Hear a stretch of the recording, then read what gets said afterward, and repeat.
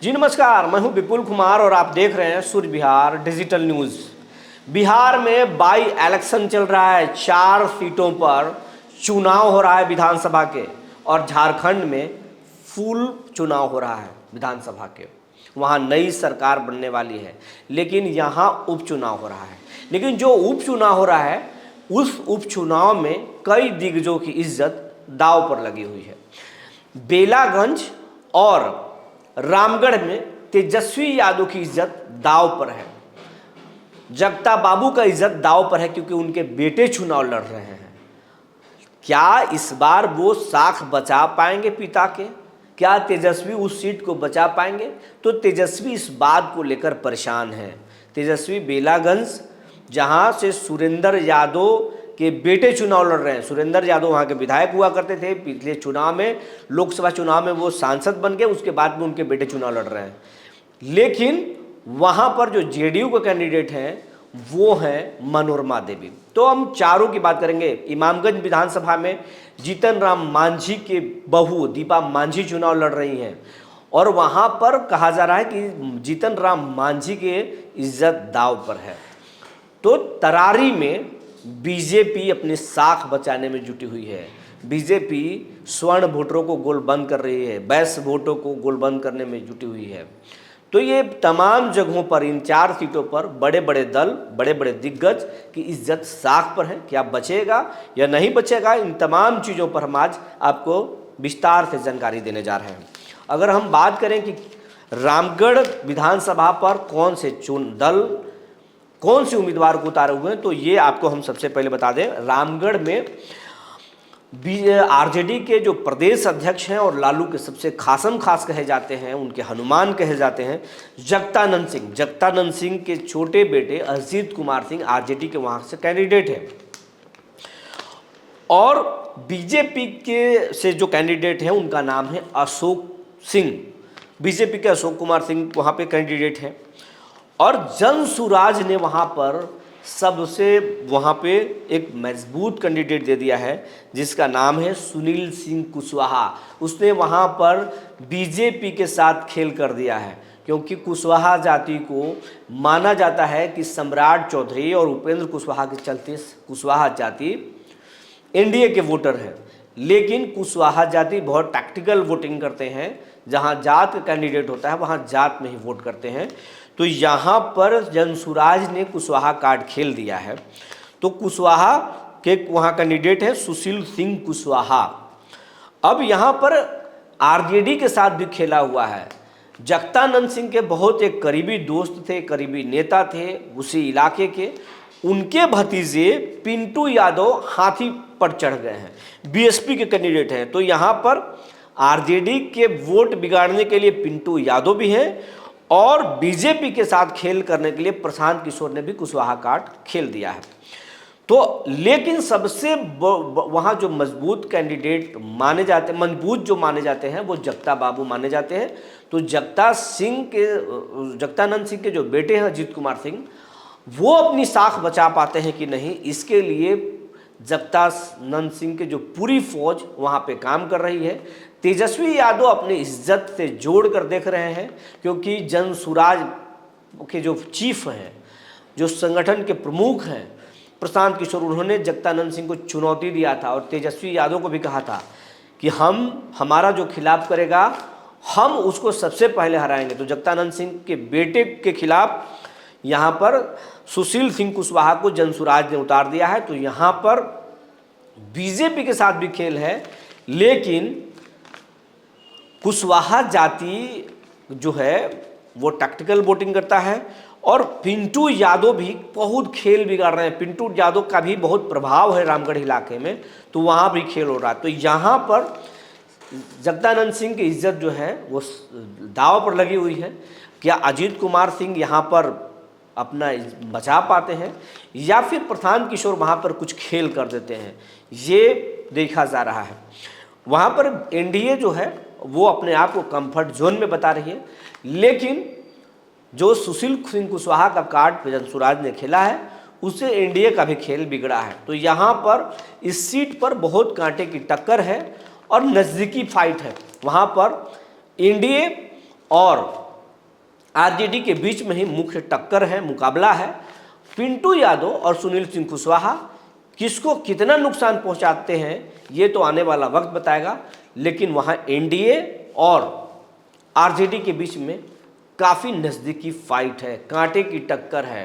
क्या वहां पर दिग्गज की दाव इज्जत बचेगी, ये देखने वाली बात होगी। इसके लिए पूरा तेजस्वी यादव लगे हुए हैं, जगदानंद सिंह लगे हुए हैं। अगर हम दूसरी बात करें, दूसरी विधानसभा की बात करें तो वो है तरारी विधानसभा। तरारी विधानसभा में जो बीजेपी कैंडिडेट हैं वो बाहुबली नेता और बिहार के बड़े नाम सुनील पांडे हैं। और सुनील पांडे किसी परिचय का मुहताज नहीं है, आप सभी जानते हैं सुनील पांडे को। एक समय था जब सुनील पांडे का तूती बोलता था उस इलाके में, और बिहार के भी कई क्षेत्रों में उनका तूती बोलता था। अब उनके बेटे विशाल प्रताप जो है वो बीजेपी के कैंडिडेट हैं, एनडीए के प्रत्याशी हैं, और वहाँ पर सबसे ज़्यादा तरारी में भूमिहार जाति के वोट है, और दूसरे नंबर पर जो है बैस जाति का वोट है, और फिर राजपूतों का भी वहाँ पे अच्छी खासी वोट है, मतलब 25,000 के करीब राजपूत भी हैं वहाँ पर। तो यहाँ पर बीजेपी एनडीए बहुत मजबूत स्थिति में है, लेकिन वहाँ के जो विधायक थे वो सुदामा प्रसाद, वो बैस जाति से आते थे, और पिछली बार वो लोकसभा जीत गए। उसके बाद में ही वहाँ पर आरजेडी के कैंडिडेट माले के जो कैंडिडेट हैं वो राजू यादव हैं। तो राजू यादव अब बैस वोट को तोड़ पाएंगे, सुदामा प्रसाद क्या वैस में सेंधमारी कर पाएंगे, ये देखने वाली बात होगी। लेकिन जनसुराज ने वहाँ पर किरण सिंह को अपना उम्मीदवार बना दिया है, और किरण सिंह राजपूत और स्वर्ण वोटों में सेंधमारी करने की कोशिश कर रही हैं। किरण सिंह राजपूत और सवर्णों में सेंधमारी कर रहे हैं, वहीं मुस्लिम जातियों को भी खूब जो है प्रशांत किशोर की टीम लुभाने की कोशिश कर रही है। बैस को भी, परिवारवाद को पूरा वहाँ मुद्दा बनाया गया है। तो वहाँ पर सुनील पांडे का इज्जत जो है वो दांव पर लगा हुआ है कि क्या अपने बेटे को विधानसभा भेज पाते हैं, या फिर जैसे खुद सुदामा प्रसाद से हार गए थे, बेटे को भी निराशा हाथ लगेगी। तो वहाँ पर सुनील पांडे और बीजेपी, वहाँ पर सिर्फ एक सीट से बीजेपी चुनाव लड़ रही है इस उपचुनाव में, तो बीजेपी का भी इज्जत दांव पर है। तो यहाँ पर बीजेपी क्या अपना साख बचा पाती है, ये देखने वाली बात होगी। अब हम अगला अगर विधानसभा की बात करें तो वो है बेलागंज। बेलागंज में यहाँ पर जो खेल है वो यादव बनाम यादव का है, लेकिन इसमें बड़ा खेल मोहम्मद अमजद भी कर रहे हैं जो जनसुराज के कैंडिडेट हैं। अगर हम बेलागंज के सभी प्रत्याशियों की बात करें तो आरजेडी से विश्वनाथ प्रसाद जो है वो सुरेंद्र यादव के बेटे हैं, वो आरजेडी के कैंडिडेट हैं, यादव जाति से आते हैं।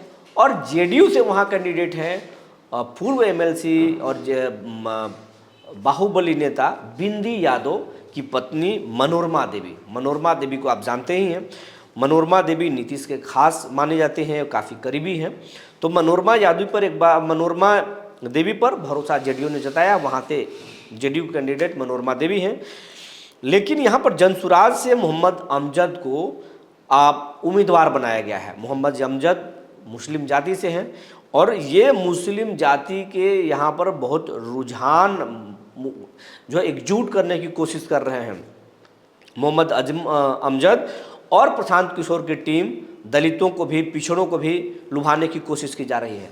लेकिन यहाँ पर मनोरमा देवी जो है एक तो नीतीश कुमार का अपना वोट बैंक, एनडीए का अपना वोट बैंक, दूसरी तरफ जो है यादव हैं मनोरमा देवी, तो यादव बनाम यादव के फाइट में भी उनको फ़ायदा होने की बात सामने आ रही है।